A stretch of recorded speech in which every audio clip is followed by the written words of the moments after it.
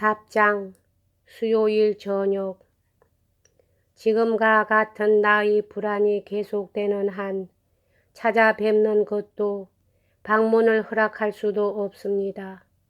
당신이 말씀하신 바와 같은 신뢰는 이미 존재하지 않으며 또 당신이 그것을 회복한다는 것도 쉽지는 않을 겁니다. 현재의 나로서는 당신의 그 열의 가운데 남의 고백에서 자신의 생각에 맞는 유리한 점을 찾아내려는 의도밖에 알 수 없군요.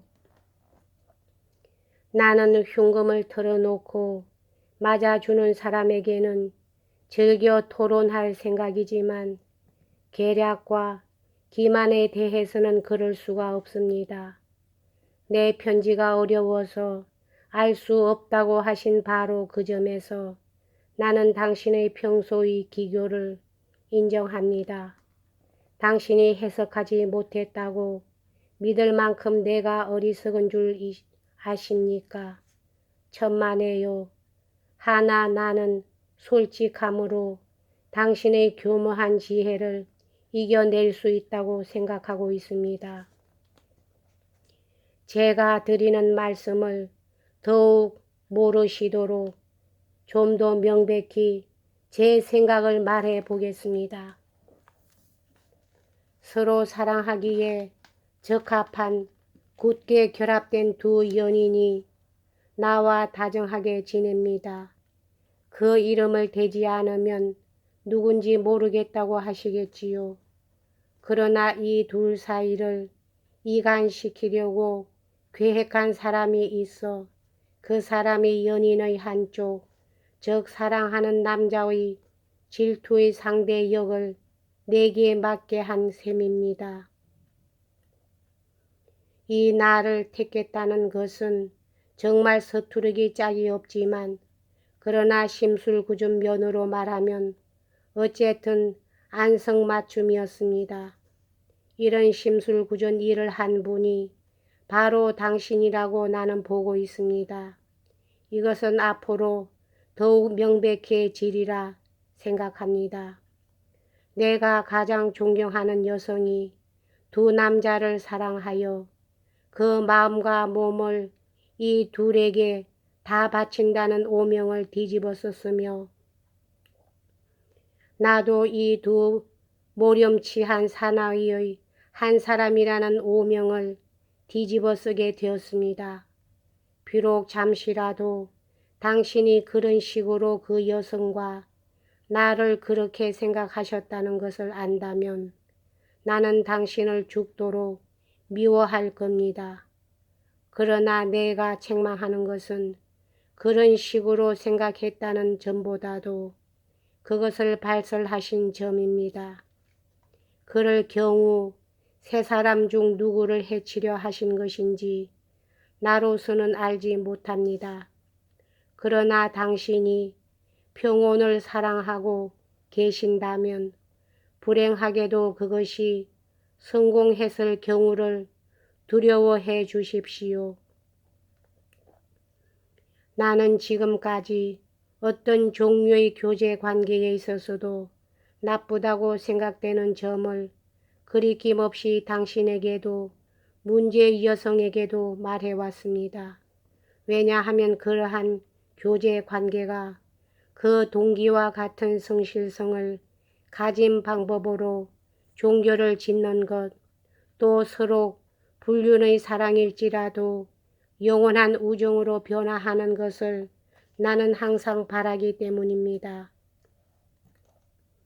지금까지 결코 남을 해친 일이 없는 내가 아무리 자신이 어리석은들 자기 친구들을 해치는 역을 태연히 맡을 수 있겠습니까? 그럴 수는 없습니다. 이 점 도저히 당신을 용서할 수 없습니다. 나는 절대로 화해할 수 없는 당신의 적이 될 것입니다. 다만 당신의 비밀만은 존중하겠습니다. 나는 결코 배신자는 될 수 없으니까요. 지금 같은 나의 곤혹이 그리 오래 계속되리라고는 생각지 않습니다. 내 오해였는지 어쩐지는 머지않아 알게 되겠지요. 만일 오해라면 아마 큰 과오를 보상하지 않으면 안 되겠지요.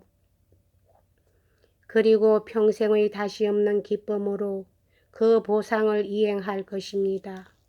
당신 옆에서 지낼 얼마 남지 않은 시일에 내가 어떻게 해서 그 죄를 보상할지 아시겠습니까? 나 이외의 어느 누구도 불가능한 일을 하는 것입니다. 즉 세상이 당신에 대해 생각하고 있는 것, 당신의 평판에 대해 당신이 고쳐야만 될 결점, 그것을 솔직히 말씀드리는 것에 의해서입니다. 당신 주위에 소위 친구란 패들이 많이 있어도 내가 떠나고 난 뒤는 당신은 영원히 진실과 작별하게 되는 것입니다. 그리고 당신에게 진실을 말하는 인간을 당신은 더는 발견하지 못할 것입니다.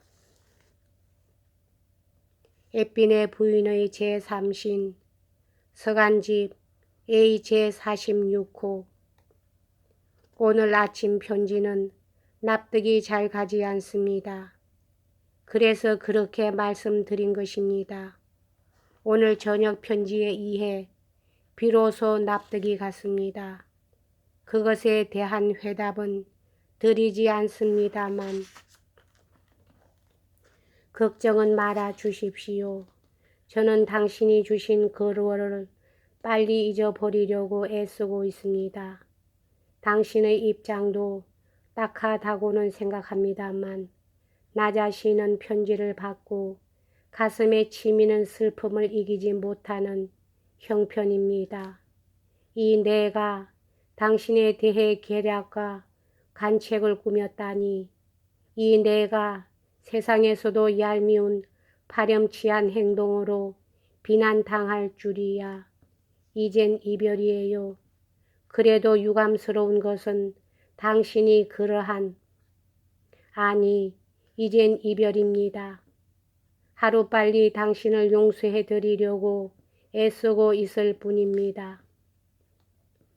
언제든지 마음이 내키실 때 와주십시오. 당신의 의심이 요구하는 것보다 더 잘 알뜰히 당신을 맞아드리겠습니다. 다만 내 평판에 대해서는 부디 걱정을 마십시오. 세상 사람들이 뭐라고 말해도 나는 조금도 상관하지 않습니다. 나는 올바른 길을 가고 있으니까 그것으로 충분합니다. 그리고 당신에 있어서나 마찬가지로 내게도 소중한 그 두 분에게 어떤 일이 있었는지 나는 전혀 모르고 있었습니다. 이 최후의 편지로 겨우 심한 곤혹에서 벗어나서나 이어 그것에 못지않은 다른 곤혹에 빠져들었다. 이러한 편지와 그 회답은 모두 긴급히 하루 동안에 오고 갔지만 그 짧은 시간에는 자제심을 잃은 분노 속에 나의 어처구니 없는 무모한 짓을 반성하게 하는 때도 없진 않았다. 우도또 부인은 내가 그저 잠자코 참고 있을 것과 자기 혼자 해결할 테니 이 문제에 대한 처리는 자기에게 맡겨줄 것과 특히 이 경우 절교나 논쟁 같은 것은 일체 피해 주도록 줄곧 부탁했다.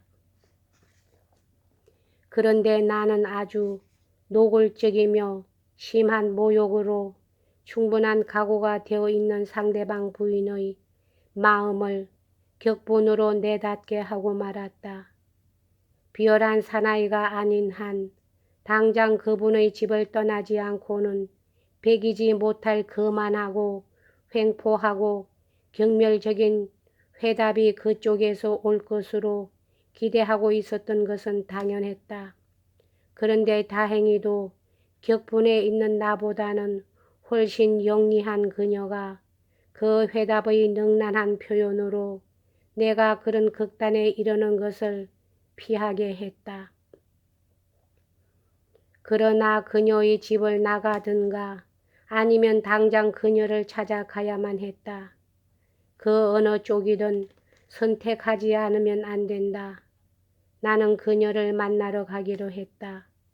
그러나 해명을 하려면 나의 태도가 몹시 난처할 것 같았다. 왜냐하면 우도 부인에게도 때레저에게도 누를 끼치지 않고 어떻게 해결할 것인가가 문제였다. 또 실제로 내가 이름이라도 말해버리면 그 여자야말로 난처하게 된다. 집념이 강하고 음모에 능한 여자의 복수보다도 더 그 대상에게 무슨 짓을 할지 모른다는 것이 내게 불안감을 가져다 주었다. 내가 편지로 증거를 제시하지 않고 혐의만 말해 둔 것은 실은 다른 사람에게 미치는 폐를 피하기 위해서였다.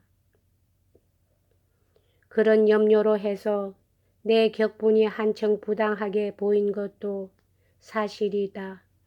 단순한 혐의만으로 어떤 여자, 그것도 한 여자친구를 내가 애빈의 부인에게 한 것과 같은 방법으로 취급할 그런 권한은 절대로 내게 허락되어 있지 않았다.